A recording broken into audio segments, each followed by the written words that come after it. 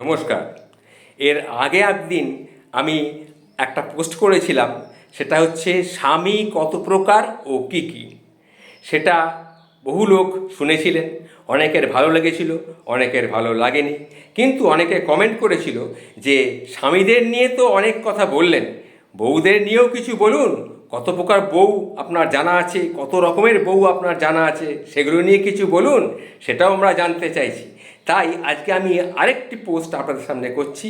এটার বিষয়বস্তু কিন্তু যেটা আপনারা চেয়েছিলেন, সেই বিষয়বস্তু।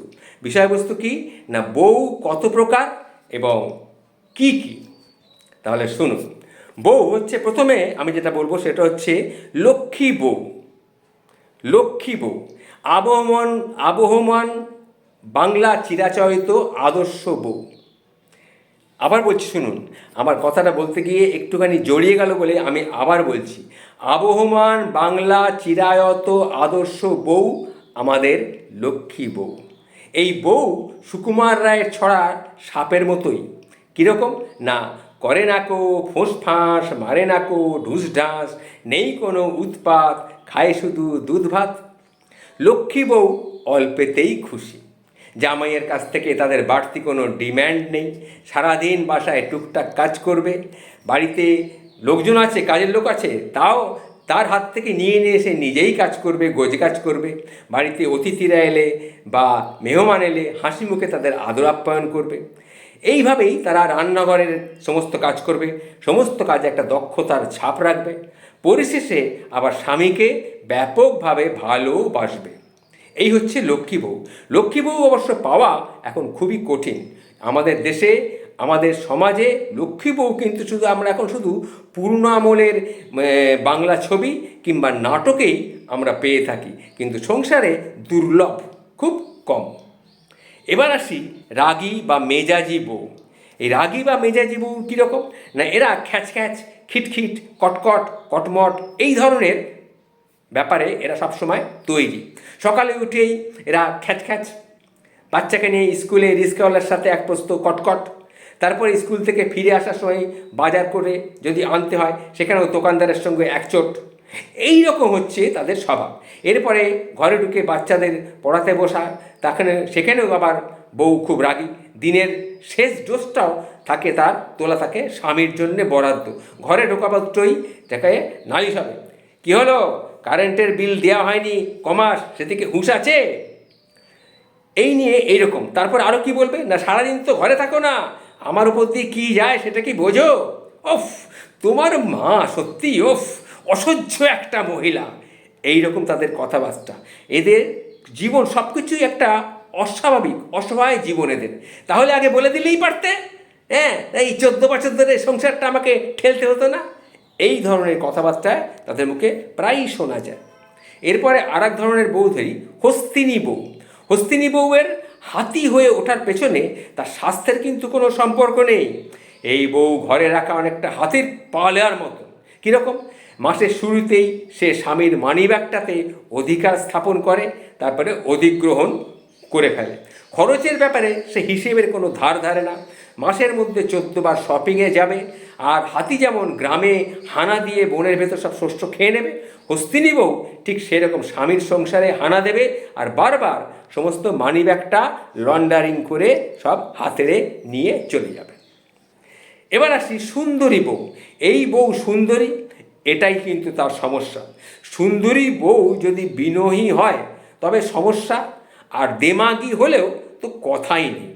সুন্দরী বউয়ের রূপের দেমাগ থাকলে পুরো শ্বশুরবাড়ি, বিশেষত ননদ যা, এদের সাথে মানসিক দ্বন্দ্বে সবসময় তারা জড়িয়ে পড়বে। আর যদি রূপ নিয়ে কোনো গর্ব নাও থাকে, তবে না চাইতেও অনেক কথাই তাদের শুনতে হয়। কেন, 19-20 হলেই রূপ সৌন্দর্যের কথা তুলে তাদেরকে সে খোঁটা দেয়। কীরকম খোঁটা, হ্যাঁ, সুন্দর বউ নিয়ে ঘরে এসেছে, তাকে তো আবার কিছু বলাও যাবে না, এইরকম কথা তাকে শুনতে হয়।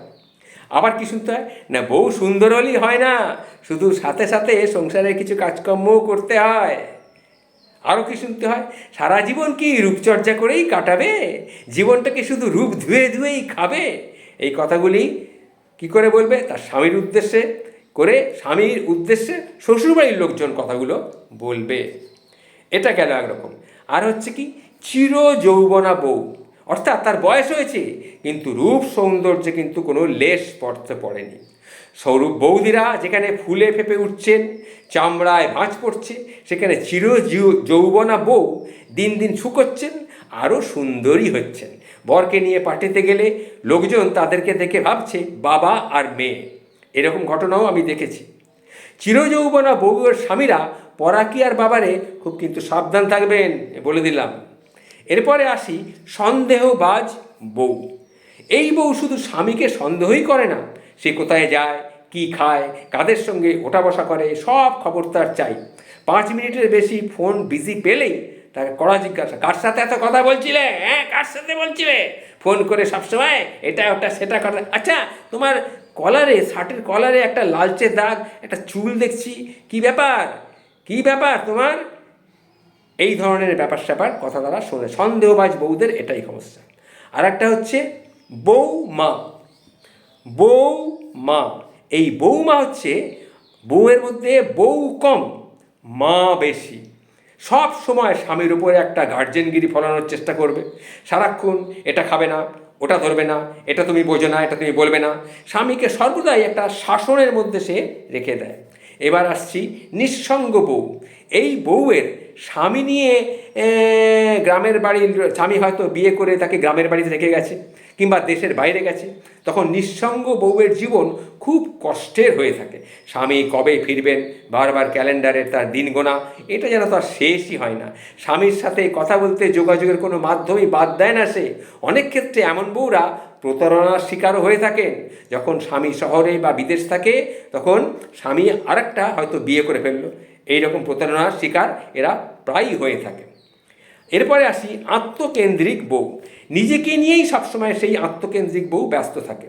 ঘরে রান্নার পুরো দায়িত্বটা মাসিকে বুঝিয়ে দিয়েছে, ছেলে মেয়েদের পড়াশোনার দায়িত্ব কোচিনকে দিয়ে দিয়েছে। অবসর সময়টা সে শুধু টিভিতে সিরিয়াল দেখে আর রূপচর্চা করেই কাটিয়ে দেয়। সে তো সবসময় শুধু নিজেকে নিয়েই ব্যস্ত থাকে, অন্য কোনো দিকে তার কোনো ভ্রুক্ষেপ থাকে না। কোনো কোনো ক্ষেত্রে এমন বউরা কিন্তু বেশি মাত্রায় আবার বহির্মুখীও হয়ে থাকেন। এবার আসি হাই স্ট্যাটাস বউ। এই বউ স্বামীকে পদে পদে ও হাড়ে হাড়ে বুঝিয়ে দেবে যে সে কোন ফ্যামিলির মেয়ে, সেখানে কি কি হতো যা তার এই সংসারে হয় না। এই বউ সবসময় স্বামীকে বলবে, মাখন ছাড়া কোনোদিন সে সকালে ব্রেকফাস্ট করে না, বিয়ের পর যে চাকরিটা পেয়েছো সেটাও কিন্তু আমার বাবার কল্যাণে, এটা ভুলে যেও না। ঘরের আসবাবপত্র যা দেখছো এ সবই আমার বাপের বাড়ির দেওয়া। এই রকম কথাবার্তা তাকে প্রায় বলতে শোনা যায়। এরপরে আসি হতাশাগ্রস্ত বউ। এই বউয়ের আফসোস আর দুঃখের কোনো সীমা নেই। স্বামীর সংসারে এসে সে কিছুই পায়নি। কত শখ ছিল বিয়ের আগে কত কিছু করবে, বিয়ের পরে কিছুই হয়নি। বিয়ের আগে ভেবেছিল সুইজারল্যান্ড যাবে, প্রতি ছুটোয় নতুন নতুন শাড়ি হবে, কলকাতায় নতুন ফ্ল্যাট হবে, নামি দামি স্কুলে পড়বে ছেলেমেয়েরা, আরও কত কি। কিন্তু উঠতে বসতে স্বামীকে শুধু এইসব বাণীই সে শুনিয়ে যাবে, কিন্তু আসলে হতাশা আর হতাশা। এরপরে আসি হিংসুটে বউ। হিংসুটে বউয়ের সব কিছুতেই হিংসে, সবার সাথেই হিংসে। এই বউকে তার স্বামীকে আর্থিক এবং মানসিকভাবে কোনো কালেই স্বামী সুখী করতে পারবে না। আর বউয়ের নজর শুধু কোন বৌদি 70,000 টাকা শাড়ি কিনল, যা ননদেরা কে কী করলো, সারাদিন এই নিয়েই আলোচনা আর ফিসফাস। এবার আসি প্যাঁচালো বউ। এই বউ সংসারে অশান্তি বয়ে আনে।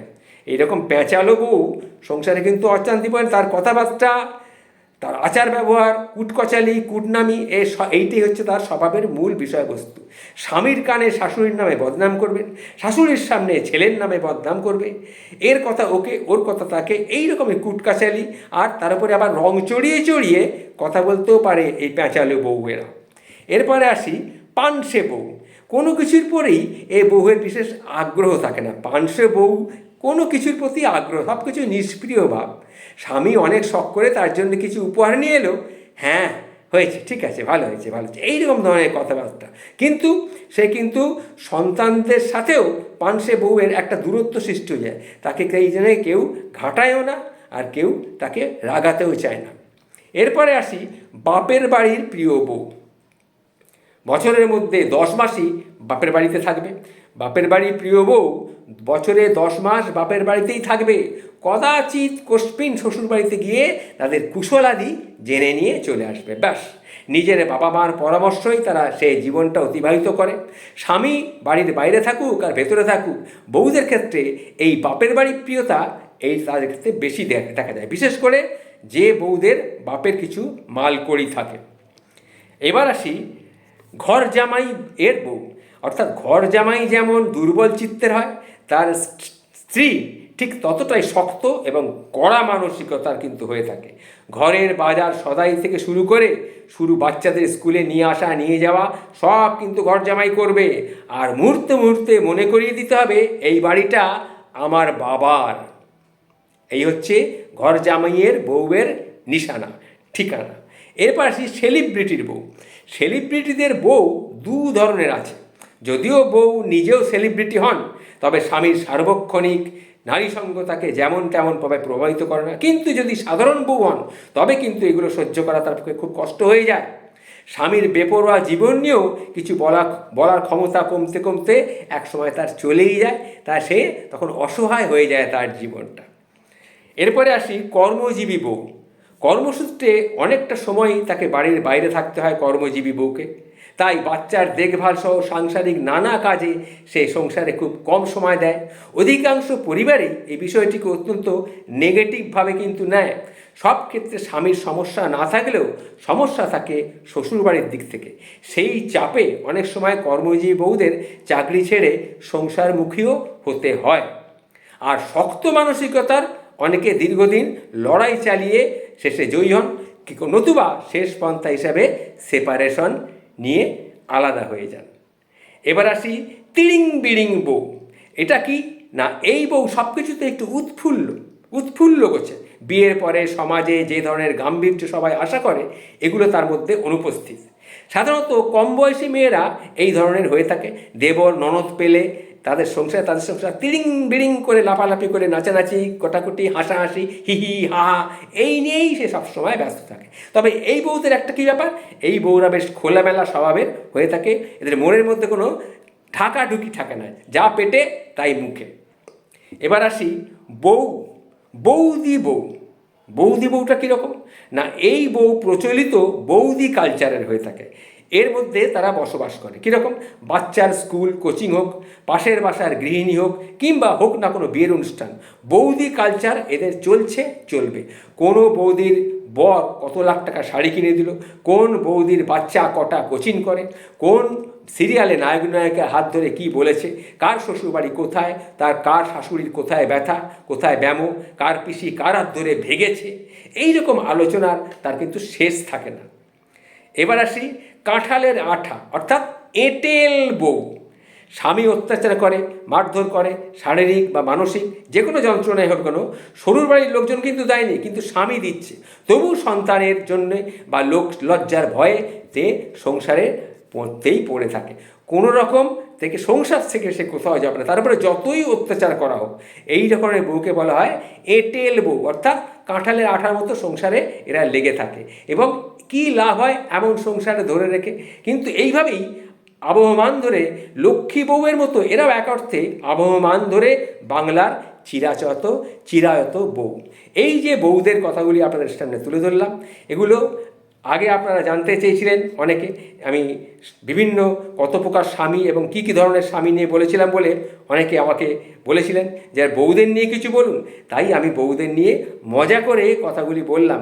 এই যে ক্যাটাগরিটা, এটা কিন্তু মজা করার জন্যই বললাম, কিন্তু আমার প্রতিটি বউয়ের প্রতি, প্রতিটি মহিলার প্রতি, প্রতিটি নারীর প্রতি অত্যন্ত শ্রদ্ধা রয়েছে। তাদের প্রতি শ্রদ্ধা রেখেই একটু মজা করে আমি কথাগুলি বললাম। এগুলো হচ্ছে সামাজিক অবস্থা। কিছু মনে করবেন না যদি খারাপ লেগে থাকে। যদি ভালো লেগে থাকে তাহলে অন্তত আমাকে কমেন্টস করে জানাবেন। ভালো থাকবেন।